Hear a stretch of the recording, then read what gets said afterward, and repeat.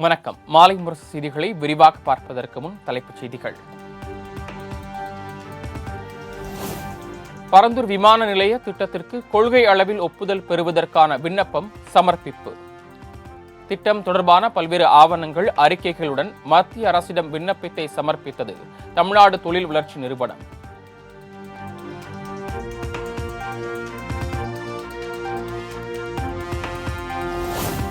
இந்தியாவின் உற்பத்தி துறை கடும் வீழ்ச்சியடைந்துள்ளதாக காங்கிரஸ் கட்சித் தலைவர் மல்லிகார்ஜுன கார்கே குற்றச்சாட்டு.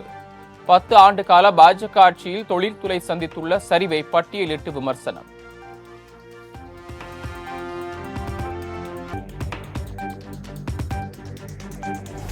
தமிழகத்தில் அக்டோபர் 6ஆம் தேதி பேரணி நடத்த காவல்துறை அனுமதி மறுப்பு.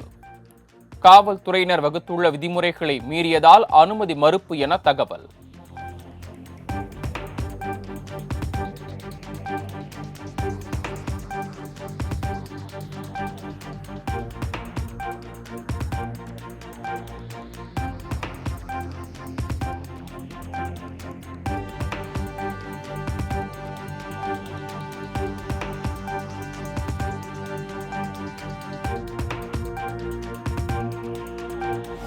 சென்னையில் நேற்றிரவு கொட்டி தீர்த்த கனமழை காரணமாக 35 விமானங்களின் சேவை பாதிப்பு. சென்னையிலிருந்து மும்பை, டெல்லி, கொல்கத்தா உள்ளிட்ட முக்கிய நகரங்களுக்கு செல்லும் விமானங்கள் தாமதம்.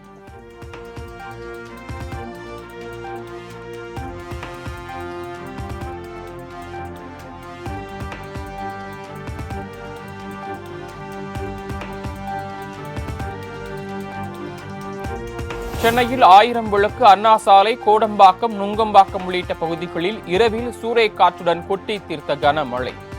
கிண்டி, முகலிவாக்கம், போரூர், சைதாப்பேட்டை ஆகிய பகுதிகளிலும் 3வது நாளாக கனமழை வெளுத்து வாங்கியது.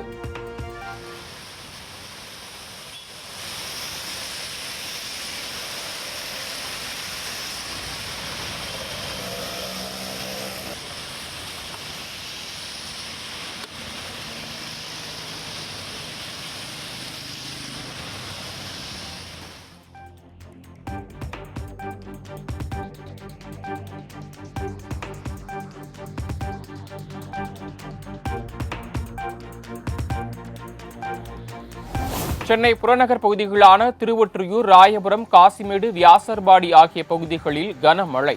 தாம்பரம், மன்னாரப்பேட்டை, மணலி, எண்ணூர் பகுதிகளிலும் பலத்த மழை வெளுத்து வாங்கியது.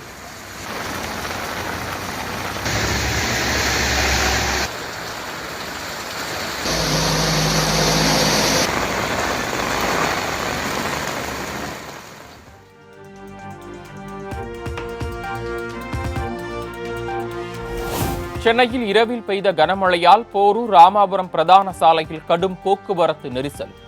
சுமார் 3 கிலோமீட்டர் தூரத்திற்கு வாகனங்கள் அணிவகுத்து நின்றதால் வாகன ஓட்டிகள் கடும் அவதி.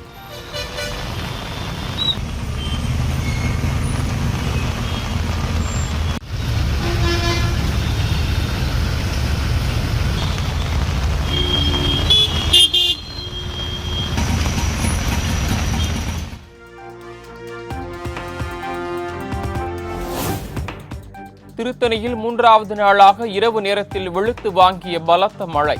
கழிவு நீருடன் மழைநீரும் கலந்து வீடுகளுக்குள் புகுந்ததால் பொதுமக்கள் அவதி.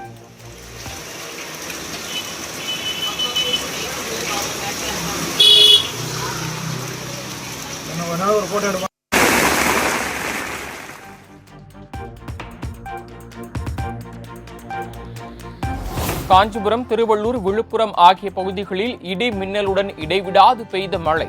சாலைகளில் பெருக்கெடுத்து ஓடிய மழை நீரால் பொதுமக்கள் அவதி.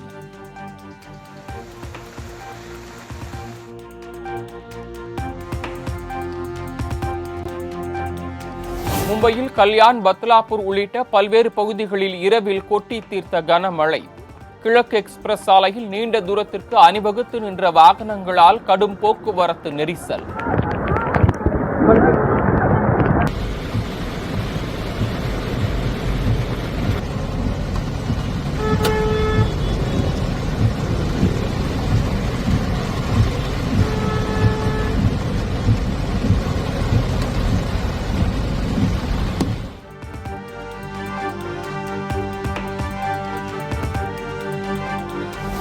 கனமழை காரணமாக மும்பை ரயில் நிலையத்தில் குவிந்த பயணிகள். பெரும்பாலான ரயில்கள் ரத்து செய்யப்பட்டதால் தண்டவாளங்களில் இறங்கிச் சென்ற மக்கள்.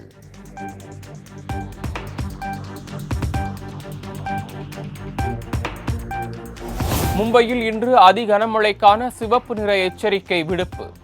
நாளை மிக கனமழைக்கான ஆரஞ்சு அலர்ட் விடுத்தது இந்திய வானிலை ஆய்வு மையம்.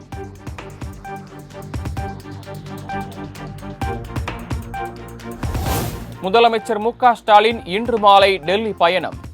நாளை பிரதமர் மோடியை சந்தித்து தமிழ்நாட்டிற்கான நிதி நிலுவைகள் குறித்து கோரிக்கை மனு அளிக்கிறார்.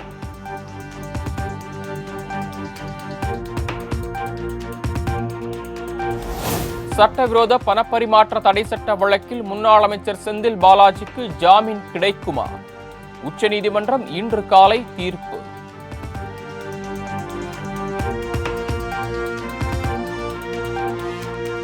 விக்கிரவாண்டி அருகே உள்ள வி சாலையில் அக்டோபர் 27ஆம் தேதி தமிழக வெற்றிக் கழகத்தின் முதல் அரசியல் மாநாடு. 17 நிபந்தனைகள் கட்டாயம் கடைபிடிக்க வேண்டும் என்ற நிபந்தனையுடன் காவல்துறை அனுமதி.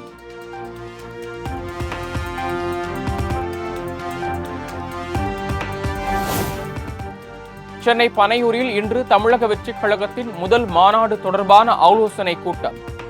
விக்கிரவாண்டியில் அக்டோபர் 27ஆம் தேதி மாநாடு நடைபெற உள்ள நிலையில் முக்கிய ஆலோசனை.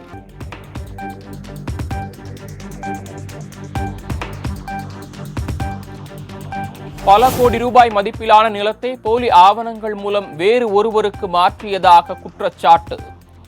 சேலம் மற்றும் மதுரை பத்திரப்பதிவுத்துறை டிஐஜி ரவீந்திரநாத்தை கைது செய்தது சிபிசிஐடி.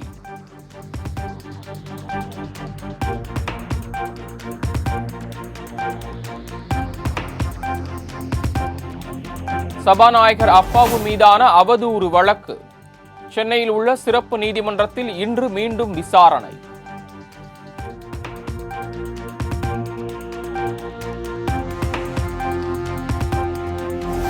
சென்னை தண்டையார்பேட்டையில் ஹோட்டலில் வாங்கிய பட்டர் மசாலாவில் இறந்து கிடந்த கரப்பான் பூச்சி. உணவகங்களில் சுகாதாரமற்ற உணவுகள் வழங்குவதாக புகார் எழும் நிலையில் மீண்டும் சர்ச்சை.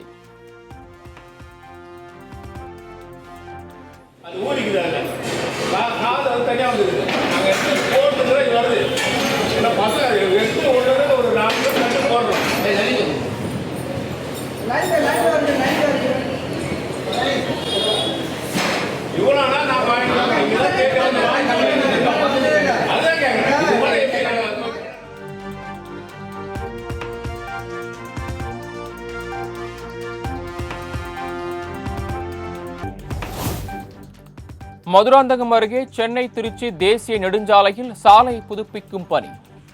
சுமார் 8 கிலோமீட்டர் தூரத்திற்கு அணிவகுத்து நின்ற வாகனங்களால் கடும் போக்குவரத்து நெரிசல்.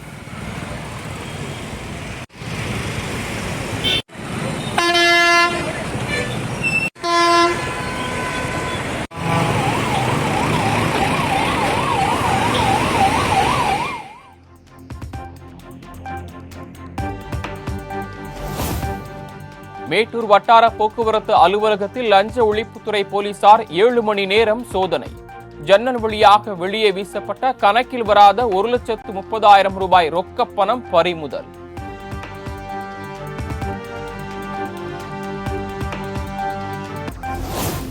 ராமேஸ்வரம் அருகே பாம்பன் கடலில் புதிதாக அமைக்கப்பட்டுள்ள ரயில் செங்குத்து தூக்கு பாலம். நவீன தொழில்நுட்பத்தில் இன்று இயக்கி சோதனை செய்ய அதிகாரிகள் திட்டம்.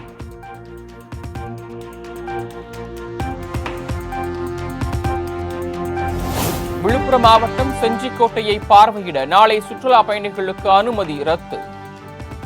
யுனெஸ்கோ குழுவினர் ஆய்வு மேற்கொள்ள உள்ளதால் மாவட்ட ஆட்சியர் அறிவிப்பு.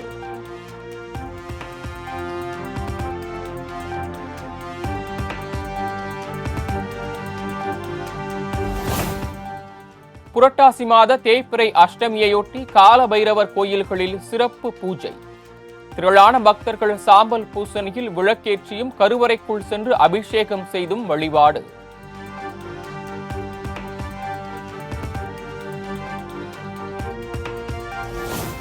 நாகை முச்சந்தி மகா காளியம்மன் கோயில் முளைப்பாரி திருவிழா. திரளான பெண்கள் வான வேடிக்கையுடன் முளைப்பாரி சுமந்து வந்து கும்மியடித்து வழிபாடு.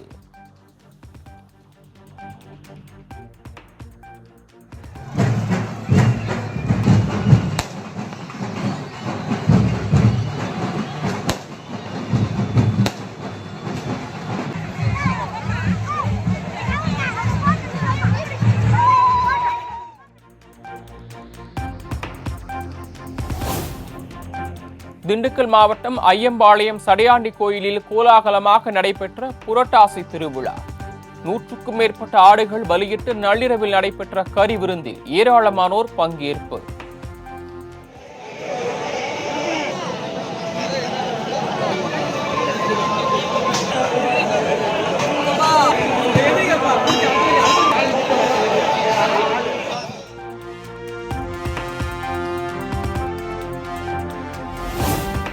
ஜம்மு காஷ்மீரில் நேற்று 26 தொகுதிகளுக்கு நடைபெற்ற 2ஆம் கட்ட தேர்தலில் 57% வாக்குகள் பதிவு.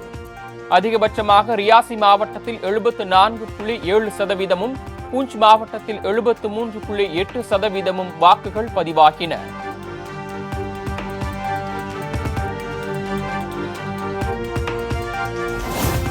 செஸ் ஒலிம்பியாட் போட்டியில் வெற்றி பெற்ற வீரர் வீராங்கனைகளுடன் பிரதமர் மோடி கலந்துரையாடல். டெல்லியில் உள்ள இல்லத்தில் நடைபெற்ற சந்திப்பில் தமிழகத்தின் பிரக்ஞானந்தா, வைஷாலி உள்ளிட்டோர் பங்கேற்பு.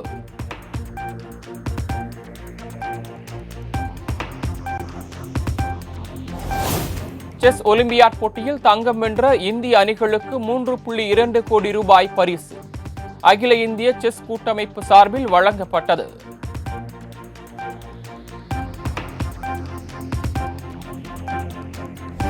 ரஷ்யாவின் அமைதி பேச்சுவார்த்தை மூலம் போரை நிறுத்திவிட முடியாது. ஐநா பாதுகாப்பு கவுன்சில் மாநாட்டில் உக்ரைன் அதிபர் ஜெலன்ஸ்கி பேச்சு.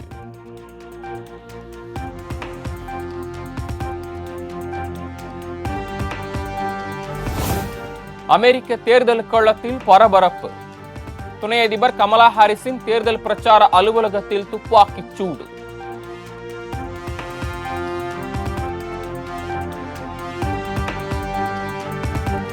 இன வேறுபாட்டை முடிவுக்கு கொண்டு வராமல் நாடு என்ற ரீதியில் முன்னேற்றமடைய முடியாது. இன நல்லிணக்கத்தை உறுதிப்படுத்த உரிய நடவடிக்கை எடுக்கப்படும் எனவும் இலங்கை அதிபர் அனுரகுமார திசநாயக்க உறுதி.